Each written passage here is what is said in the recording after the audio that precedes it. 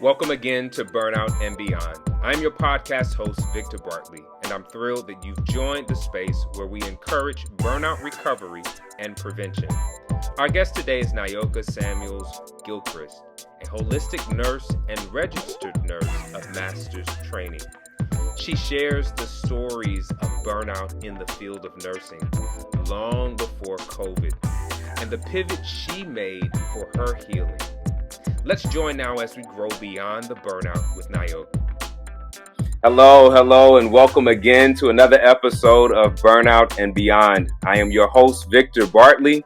Today, I am pleased to have as our guest, Nyoka Samuels-Gilchrist. Welcome to the space, Nyoka. Thank you. Thank you for having me. It is a pleasure to finally meet you. Hey, the pleasure is mine. The pleasure is mine, and I'm thrilled that you're here to share the space, this special space today on this really important topic. Absolutely. It's a topic that's very close to my heart because I've seen the effects on it, not only personally, but also in my family. And I think it's a great topic to discuss and open the door to even a deeper conversation. No, absolutely. Just before we dive in and I'm excited about where this conversation will lead us, would you just introduce yourself to our audience and tell them who you are and what you do? Okay. My name is Nyoka Samuels-Gilchrist. I am a woman of African descent who migrated to the United States when she was about 3 years old. I am a member of a blended family. I'm the only child from my mother and my father, but they both have nuclear families, and so I have a huge extended family. And I'm also a registered nurse, a master's prepared registered nurse, and a holistic nurse as well. Awesome.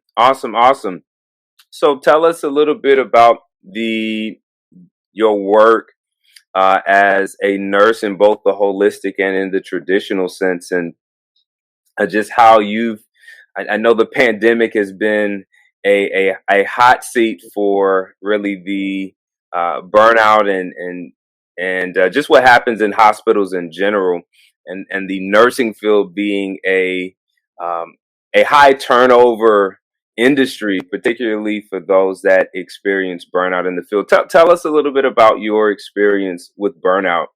Sure. So as a young nurse, I was very enthusiastic about working and helping people and bringing home the bag, really, because when I began my nursing career, I was about 28 years old. Okay. So I had pursued a bachelor's degree in psychobiology, and nursing was a second profession for me. Okay. So I was excited. I jumped in the floor. I gave it all I got, all I had. I did. I gave it everything, and it wore on me. It wore on me spiritually, emotionally, and even before the pandemic. This was years ago.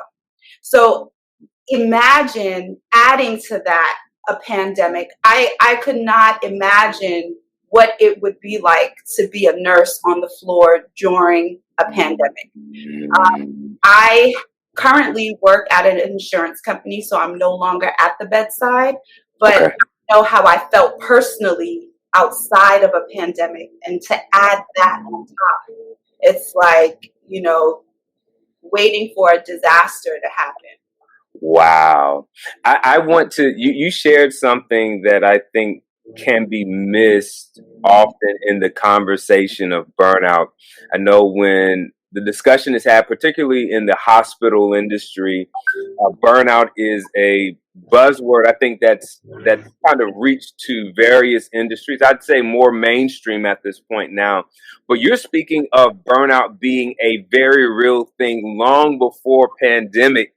Long before COVID-19 and everything that transpired as a result of that took place, and it being a heavyweight then. And so while it was something that may have been ignored, may be swept under the rug, dismissed, or avoided, it was still a very real reality that needed to be addressed. Yes, absolutely. Because what happens when you don't address it is that it leads to so many imbalances.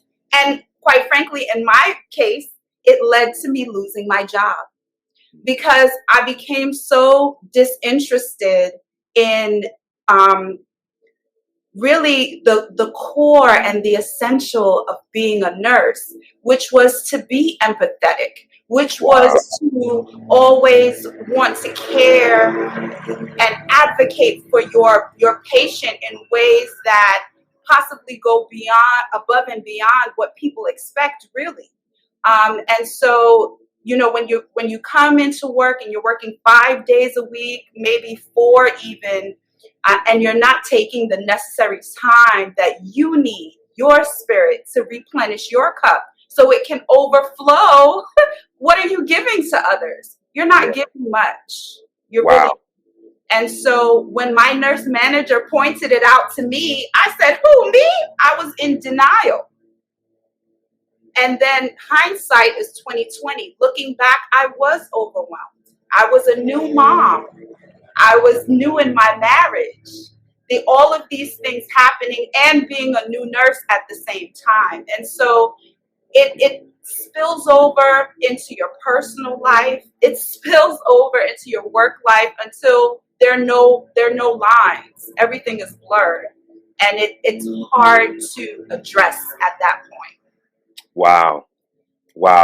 No, and I appreciate, your vulnerability in sharing the failures as a part of your development and growth from the experience with burnout and the lessons that you've learned from it. That's so major because what you've shared is not something that everyone's willing to address, the negative impact that it's having or has had on your life up until this point. Go ahead. Support. I had support from family. I had support from friends. So it's not like I was out there by myself. I had the support of my husband. But I think when you don't manage situations that you come across daily at work, for example, rapid responses. Okay, your patient is coding and you're expected to hop into the next patient room as if nothing just happened. This impacts you emotionally in ways that you really cannot comprehend until it all comes to a head. Wow. For our viewers that may not be familiar with the hospital lingo, can you explain a little bit what coding is and just give us a little bit more about the details of, if you can, as much as you're able to share. Sure. So when we talk about someone coding, they could be suffering from respiratory distress, like having difficulty breathing. They could be having a cardiac event. Anything that is out of normal for your patient, you can call what we call a rapid response so that you can get backup from your teammates and supervisors to help you manage what's happening acutely with your patient. And so sometimes you have 6 other patients, 5 other patients that you still have to come out of that rapid response and possibly take care of. And we don't have an opportunity to just center ourselves, really process what's happening. It's like you always have to be on the go. And you don't have the opportunity to say, wow, I was just giving care to this person. And now you never know what will happen. The patient may be transferred to another floor. Maybe the person dies. And death on the clock happened to me once. I lost one patient that way. And I was not sent home. I was expected to continue in my role. And it was, looking back, I can honestly say I didn't deal with it. I did not deal with it. And it's something that will come back and you feel desensitized almost. And so Wow. you have to stop and check those emotions, put it in perspective, and then move forward. I can honestly say I didn't deal with it. Wow. Wow. Wow. Thank you so much for that perspective. As you're reflecting on your journey and the growth that you have experienced since that time, what value does wellness have in your journey now? So, an interesting thing about me is while I was studying in nursing school, I Hmm. was also studying traditional African methodologies. And Hmm. so they went hand in hand. But you know, when you learn tools but you don't use them, they're like on a shelf somewhere, and you're like, oh, yeah, I have these tools. They're really nice.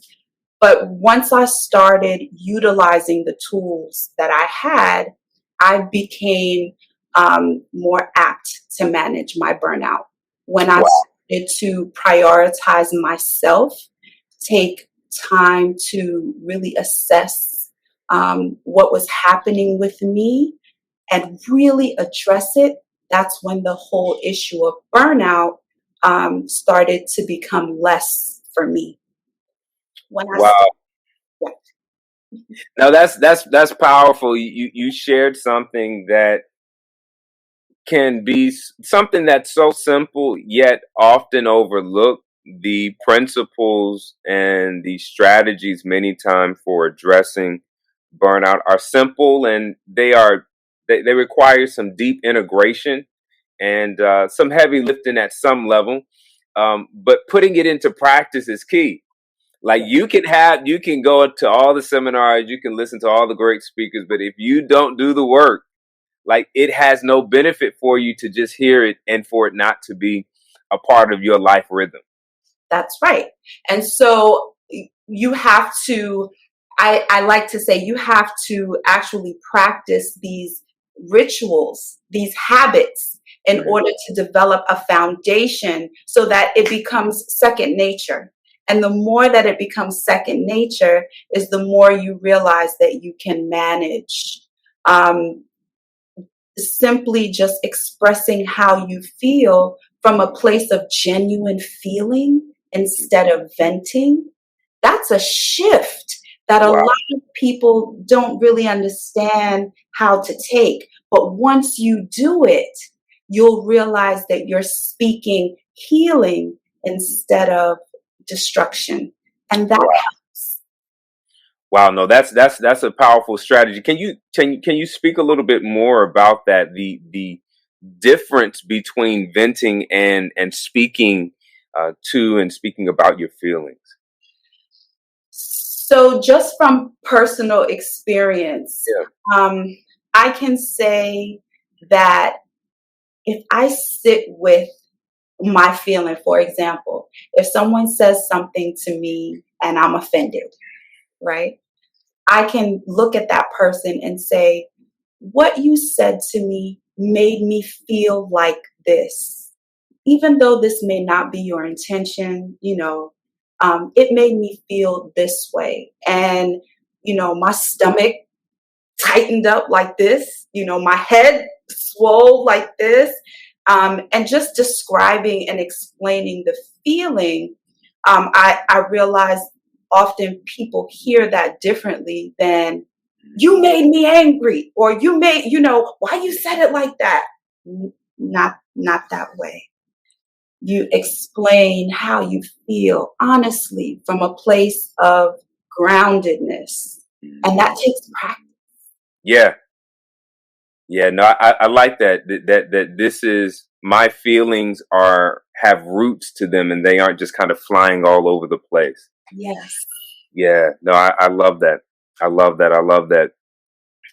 Uh, you spoke of you're speaking about you've spoken about the impact that burnout had on your well being.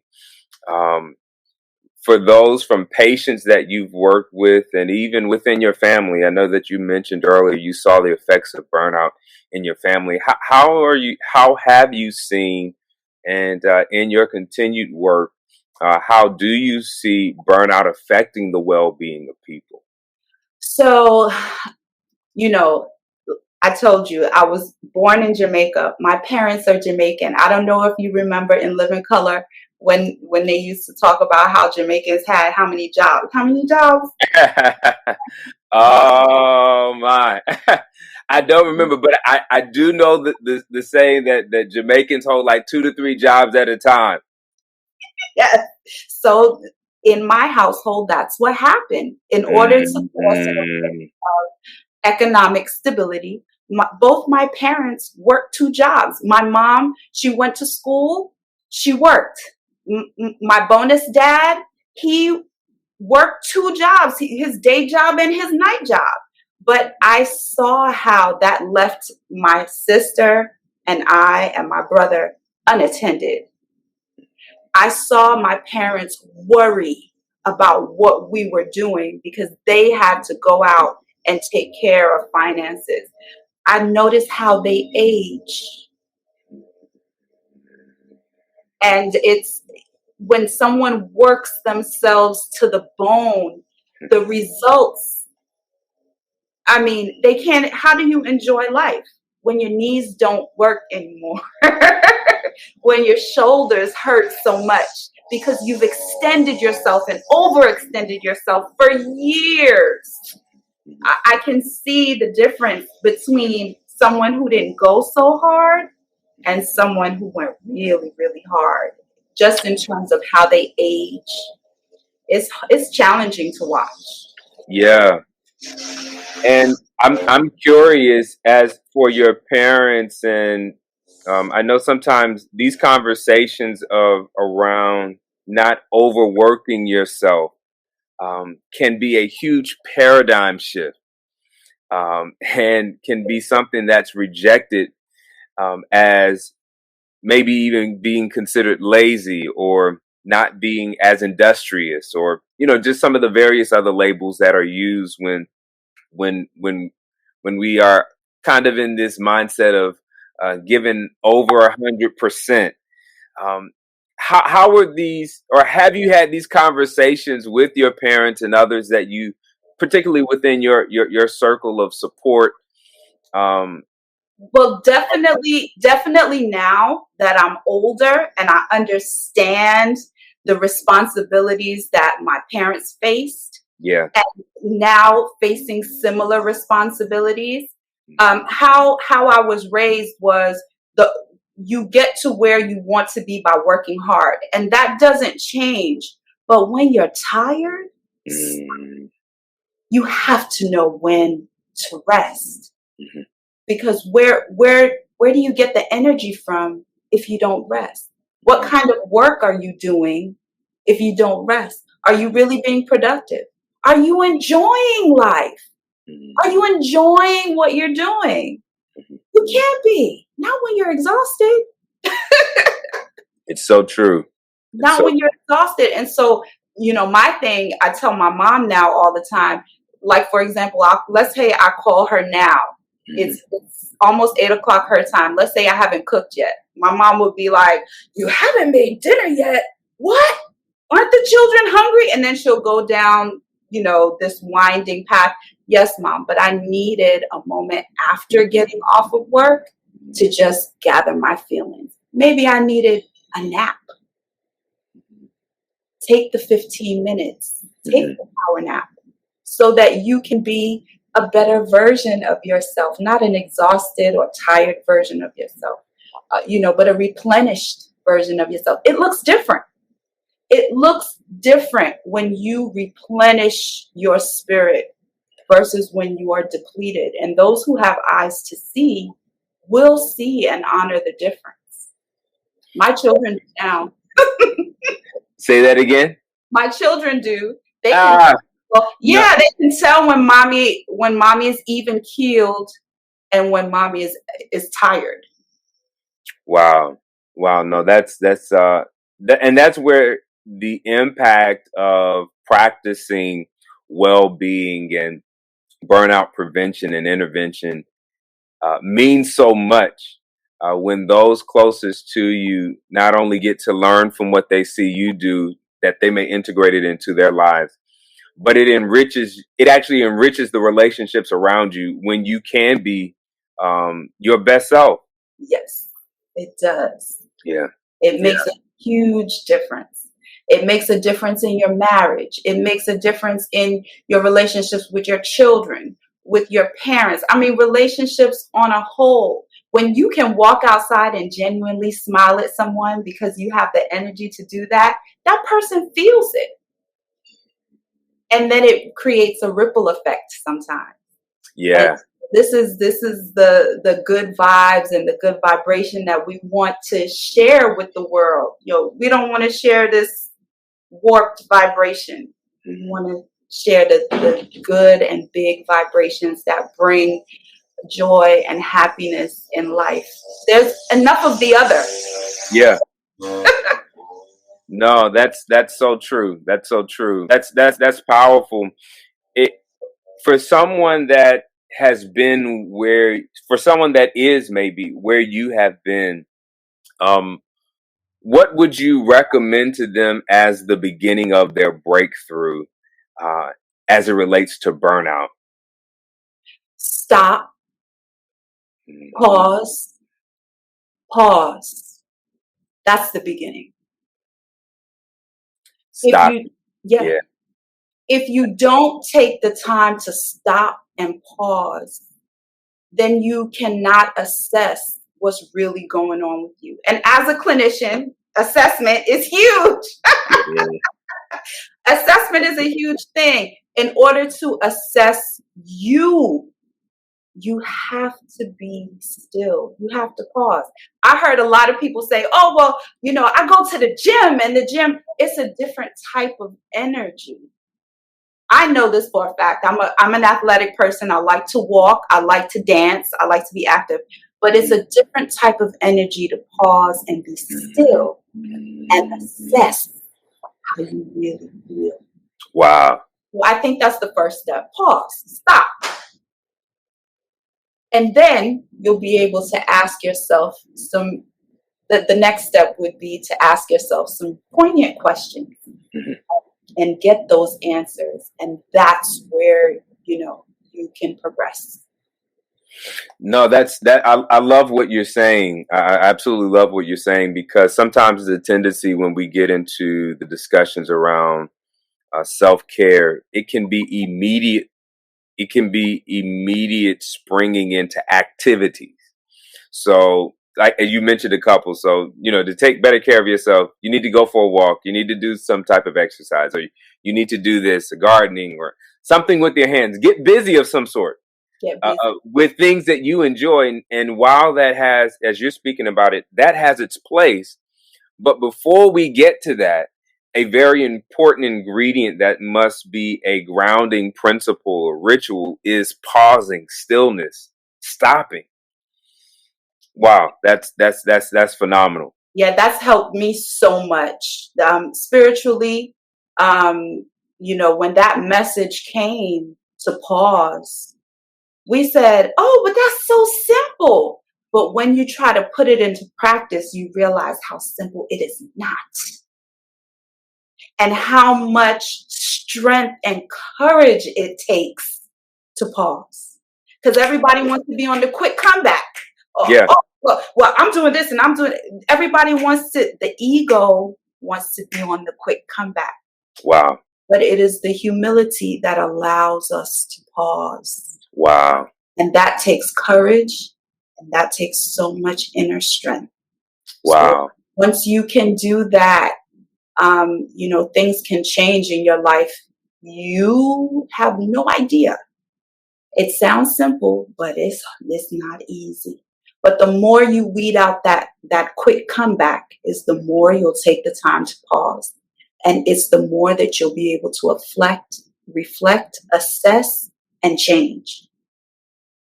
Is my evidence. Wow. No, I love that being still requires courage and inner strength. It's a simple concept, but it's not simply applied. It's something that we absolutely have to work at. And when you get out of rhythm after you've been practicing, it takes as much work, it seems, to get back in rhythm. When you have been practicing that continually. So no, that is so true. That is so true, and I love the way that you place that and articulated that idea. Well, we've enjoyed this conversation, and I know our listeners will also be richly enriched and blessed by it. Can you share with us, before you go, how we can connect with you to learn more about what you do? Okay, so on social media platforms, my Instagram handle is 7_healing_waters. On Facebook, also 7 Healing Waters. If you would like to email me, I can be reached at Nyoka, NYOKA, at 7healingwaters.com. Awesome. You got our handles and her email address that are made available for you. Nyoka, this has been an amazing conversation.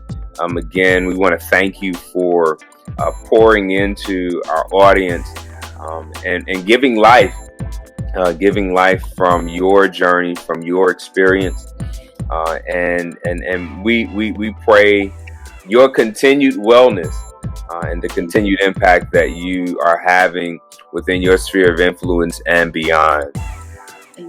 Thank you so much. Thank you for having me. I enjoyed the conversation as well. Oh, awesome. Well, you've heard it from Nyoka, and I just want to remind you that every time, if you are in a episode of burnout, or you know someone that is burned out, they need to pause. You need to pause. You need to be still. Stop. Right? Because burnout really is an invitation to begin again. We'll see you in our next episode. Peace out. Stop and be still. I'm still here, but I want that to sink in. In your own healing journey from burnout, the practice of silence and solitude cannot be overestimated. As Nyoka said, you will never know the benefit until you practice and utilize the tools that are for your well-being. So commit this week to just get started by using the resources that you have. Thank you for joining this episode of Burnout and Beyond. To see previous episodes, visit the podcast page on victorspeakslife.org. If you or your organization want to grow beyond burnout, share your information by clicking the Book Victor icon. Until next time, live well.